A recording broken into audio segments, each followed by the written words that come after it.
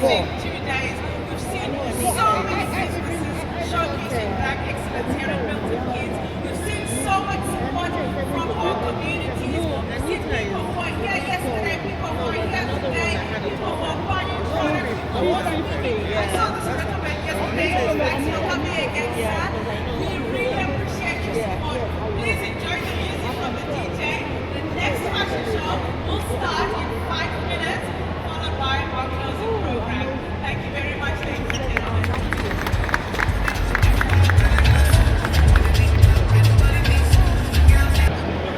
The surgeon is the method is processing. So I stopped waiting. I lost half of my weight. So I started looking to So and I noticed that when I had foods like avocado, the pain was less. At this time, the doctors were investigating what was wrong, but the pain would be less. But when I had something like rice or I'll be in, the pain levels will be very high. So I started to eliminate those foods and focus on foods that gave me less pain. There was avocado, there was broccoli steam, there was sardine. So I started to focus on those. But long story short, that goes with a fast-growing cancer, and I started treatment. Once I was going through treatment, I continued my research, and I found out that it wasn't just food. Food on our skin, our hair, our lifestyle, our relationships all come together to cause cancer. The stress at home, the unforgiving. There's so many things that feed into it. So I started to investigate and eliminate the ones I do. I guess nutrition, I manage that, and I make sure I eat healthy. But also, I started to make my own skincare products, because a lot of the commercial products contain fibers because they need to preserve them. But also, we have natural preservatives like honey, pure organic honey can stay for 2,000 years. So I formulate my own skincare products, cream, soap, hair care, all of that, all licensed, compliant, and all. I have a day job. This is a question. I'm a senior IT consultant with one of the leading banks, but I do this as a passion now. And also to promote the fact that we do need to go back to nature, because we are the second generation today, because we're so far from nature. We're wearing shoes that, we're not grounding anymore. So we're using plastic cups.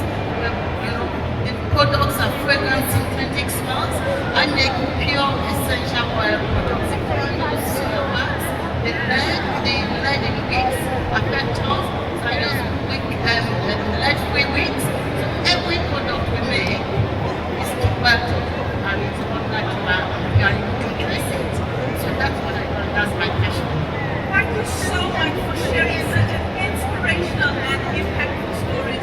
The one thing I can say, ladies and gentlemen, we are more than our stories, and where there is struggle, there is inspiration. So thank you so much for all the research you've put into this product. Thank you for all the work that you're doing to bring sustainable products back, to bring us back closer to nature, so that we find self-healing, self-discovery, and we continue the journey. Thank you so much. Thanks for having me. Cheers. Thank you. All right, we are getting ready for our fashion show. I'm just taking on our models.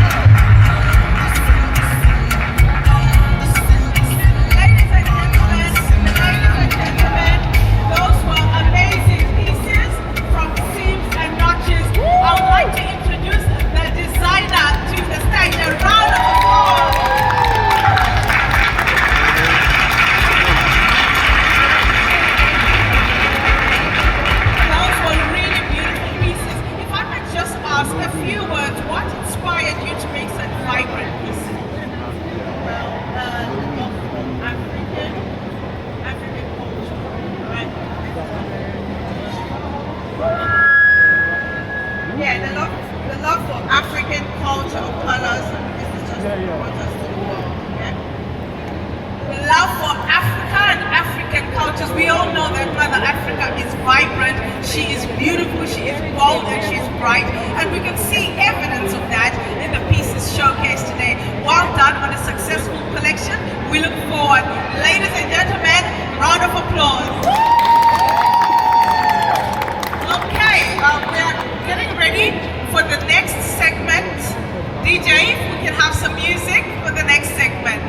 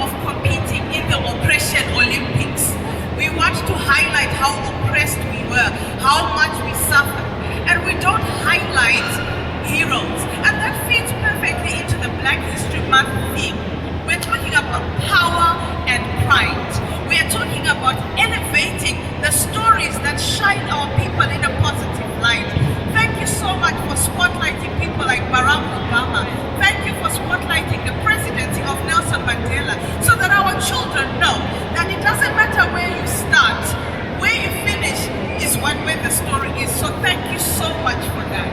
One of the things you mentioned us. You know, we mustn't just teach children about struggle.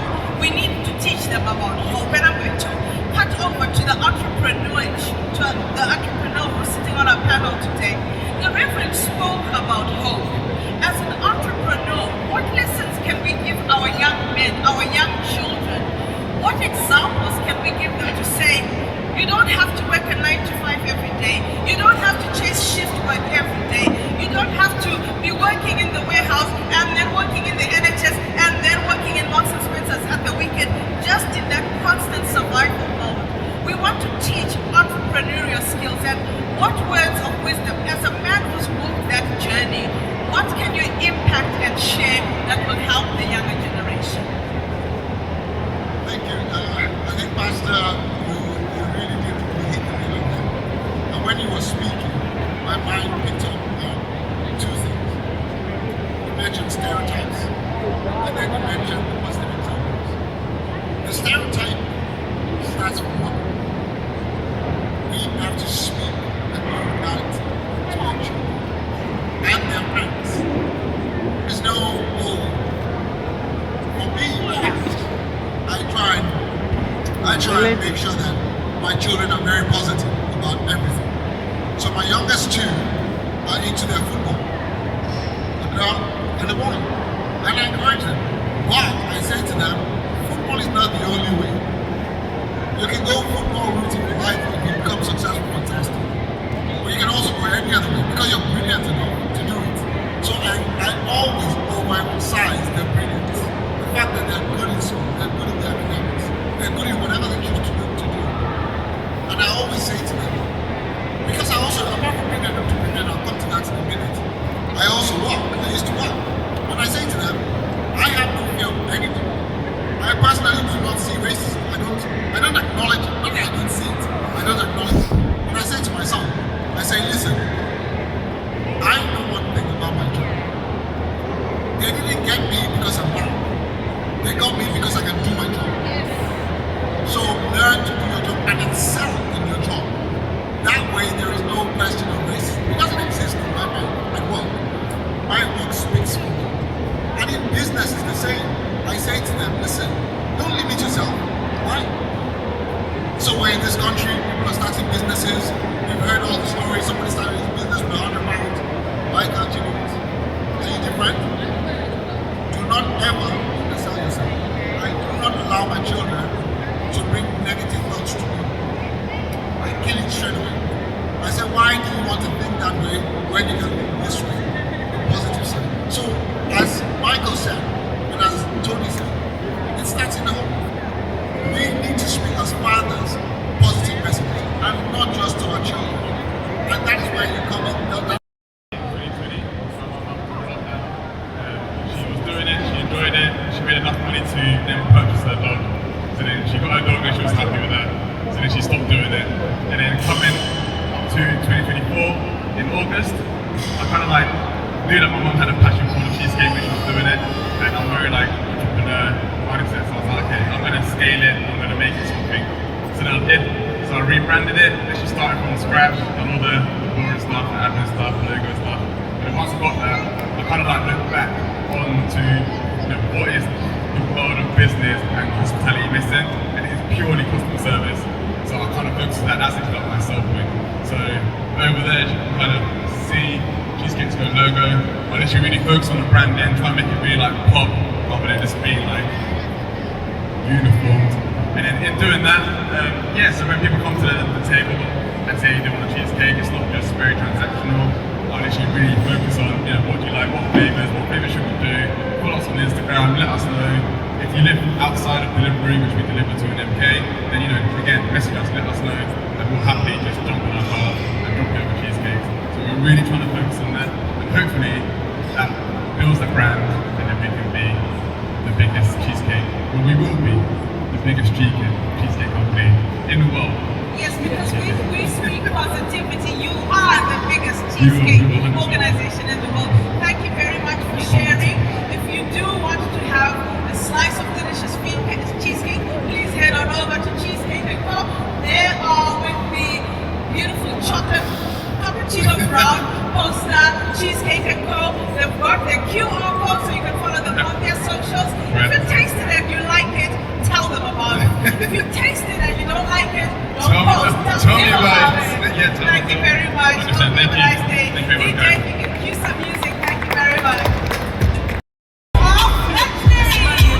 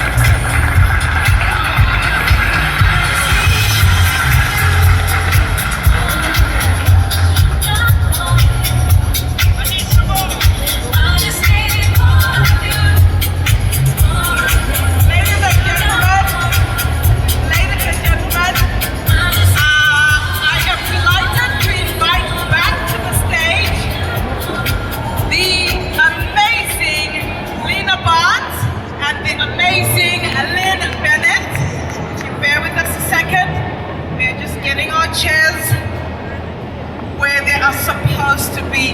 Ladies, if I could sit in the middle so I can see the both of you. Thank you very much. Yeah, that'll be enough. Thank you. Okay.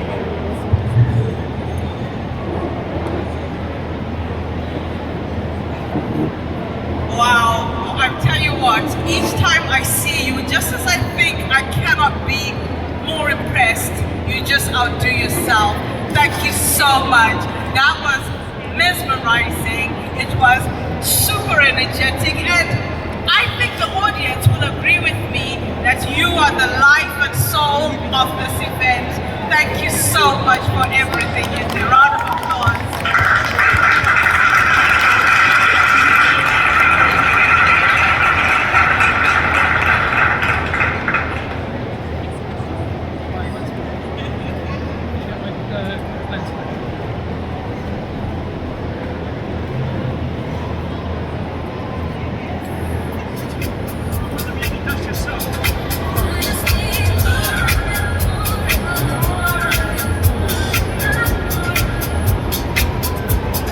Once again, Milton Keynes, good afternoon to you and welcome to this panel section. This session is titled Aging Gracefully. Now, over the past 2 years, yesterday we were wowed by the youth. We saw the models, we saw the young people demonstrating Black excellence. We did get a glimpse of these amazing, elegant ladies of MK as they were modeling. And I can tell you this, ladies and gentlemen, when I got home, I looked myself in the mirror and I asked myself some very difficult questions. You left me feeling very inspired. And part of what we want to get out of today's discussion is finding out what is that secret for vitality and youth. And I'm joined by my co-presenter. Oh, she might need a microphone, please, MC. You are a co-presenter. I did not realize that. You know, in a world that is obsessed by speed and youth, there are times that I feel we've lost the meaning. Earlier on, we talked about community. And my question for you is, what role does community play in helping us with age and dignity? And what can the younger generations learn? Well, the community does nothing for us, really, with our age. You know, we do it all for ourselves. And me working with young people, that keeps me young. I listen to them, I hear exactly what they're saying. You know, I have three grandchildren, 3 boys and 1 girl, and 3 great grandkids, and they inspire me to keep going. They are my life. I think about them every day, I see them most daily, and I feel to myself that that's the generation that's coming up and seeing me as the way I am, and they accept me for everything I do, you know, and they follow me. I'm quite surprised they're not here today, shouting and taking the mickey out my dancing like they do, you know, but yes, that is my life. Thank you very much. I've got a question for all the panelists, which will form part of our closing remarks. If you could leave the audience with one piece of wisdom regarding aging gracefully and staying vibrant, what would be your advice? I think I will say it in a sentence. I'm just alluding to something she'd said earlier. I am the love of my life. I am the love of my life. And I think for a woman, that is such a powerful knowledge to have. Because, and that doesn't erode the love that we have for our families, but as women in particular, we are taught to love your husband, love your children, love your family, love your parents, and you come last. And coming into my 50s, I came to that realization. I am the love of my life, and the love that I give everybody else must stem from the love that I have given myself first. So I would say to you, own your space, own who you are, love who you are, embrace who you are now. Embrace who you are now, not who you used to be. Forgive yourself for who you have not been, and just love yourself. Become the love of your life. Thank you very much. Round of applause, ladies and gentlemen. And over to this fine lady, please, your closing remarks, any words of wisdom. I wouldn't mind a makeup tip or two, especially those lashes, they are lashing. I wouldn't mind knowing how to do that. But any words for our audience or those that are going to watch this on whatever medium later, what would you leave us with? Of course, you have to be comfortable with the age you're at. You're growing old anyway, so whatever age you're at, just accept it, be yourself, don't worry about it.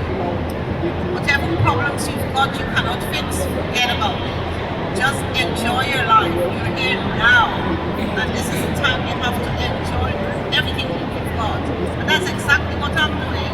If I want to wear my evening dress and go into Sainsbury's shopping, I'm doing that because it's what I want to do. Of course.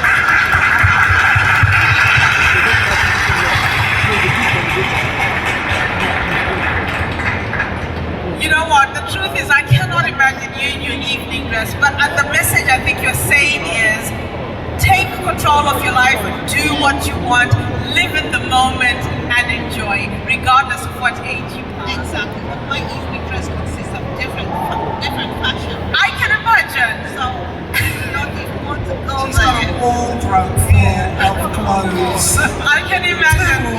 I can imagine. Thank you very much. Lena, do you have any closing?